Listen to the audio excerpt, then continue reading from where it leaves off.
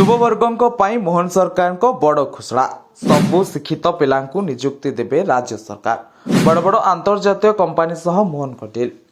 ओडिशार शिक्षित युवक युवती मानक पई राज्य सरकार बड़ सम्मेलन आयोजन करथिले, जोथिरे राज्यर उन्नति हेबा सह बेकार युवक युवती को मिलिबो स्थायी नियुक्ति। आउ एथिपई प्रस्तुत अछंती नुवा सरकार।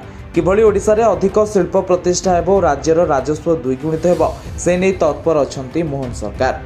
पूर्व सरकार अनेक थर मेक इन ओडिशा भली बड़ बड़ सम्मेलन करथिले मध्य ओडिशा को सेमती किछि फायदा मिली पारि नथिला, जाकु नै पूर्व बीजेडी सरकार को टार्गेट करिछि बीजेपी।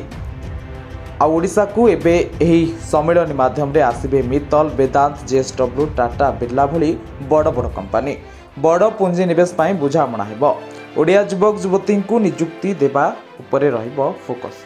एमिति किछि नुवा स्वप्न देखिछन्ती नुवा सरकार। ଏହି କନକ୍ଲେଭରେ ଦେଶ ବିଦେଶରୁ ବହୁ ଶିଳ୍ପ ପ୍ରତିନିଧି ଯୋଗ ଦେବାର କାର୍ଯ୍ୟକ୍ରମ ରହିଥିଲା। America, Germany, Australia, Singapore, Malaysia, Belarus, UK ଭଳି 16ଟି ଦେଶର ପ୍ରତିନିଧି କନକ୍ଲେଭରେ ଯୋଗ ଦେଇଥିଲେ। 2 ଦିନର ଏହି କନକ୍ଲେଭରେ ବିଭିନ୍ନ କ୍ଷେତ୍ର ପାଇଁ 15ଟି ସ୍ୱତନ୍ତ୍ର ଅଧିବେଶନ ଅନୁଷ୍ଠିତ ହୋଇଥିଲା। ଏଥିପାଇଁ ସୁରକ୍ଷା ବ୍ୟବସ୍ଥା ମଧ୍ୟ କଡ଼ାକଡ଼ି କରାଯାଇଥିଲା।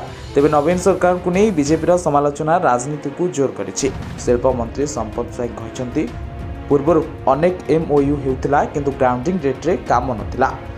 डबल इंजिन सरकार रे लक्ष्य ग्राउंडिंग रेट बढ़िबो। 7 मास रे 2,75,000 कोटी प्रकल्प को अनुमोदन मिली। उत्कर्ष ओडिशा रु 5 लाख कोटी टंकार निवेश टार्गेट सह सबु प्रकल्प ग्राउंडिंग पाई अनुकूल वातावरण रही। आवश्यक भित्तिभूमि भी प्रस्तुत करा। महिलांक पाई सुभद्रा योजना, skill in Odisha, startup Odisha बाबद विदेशी प्रतिनिधि को अवगत करा। पूर्व सरकार शिल्प क्षेत्र में सेतरा सफल हो पारि नथिले। आज भी ओडिशार शिक्षित युवक युवती बेरोजगार हो बुलुछन्ति।